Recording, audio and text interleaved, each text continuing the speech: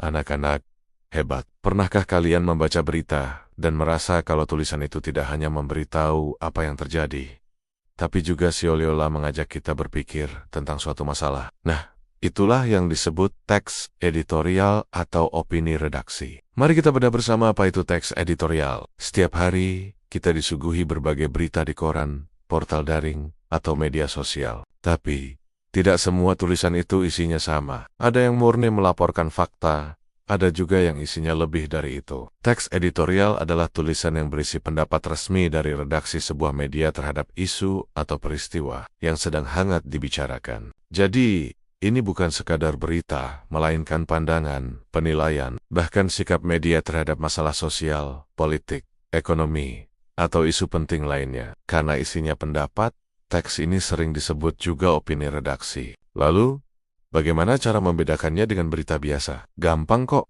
perhatikan saja ciri-cirinya. Pertama, teks editorial ditulis oleh tim redaksi media, bukan penulis lepas atau pembaca. Kedua, topiknya selalu aktual, penting, dan menarik perhatian publik. Ketiga, isinya pasti mengandung pendapat, kritik, atau saran terhadap suatu masalah. Dan yang terakhir, tujuannya jelas, yaitu untuk memengaruhi pembaca agar memiliki pandangan atau sikap tertentu terhadap isu tersebut.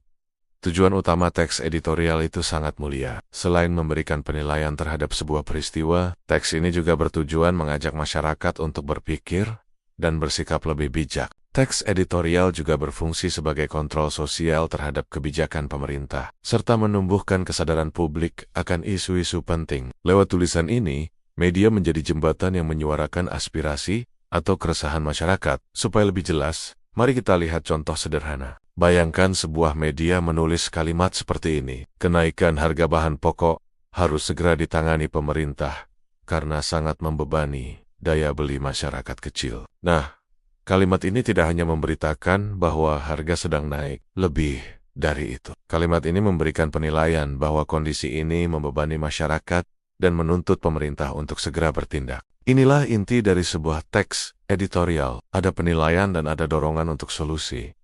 Jadi, apa bedanya dengan berita biasa? Singkatnya, berita itu bersifat netral, hanya melaporkan fakta apa adanya. Sebaliknya, teks editorial mengandung sikap dan penilaian terhadap fakta tersebut. Berita tidak berusaha memengaruhi pembaca, sedangkan teks editorial punya tujuan jelas untuk memengaruhi cara pandang pembaca.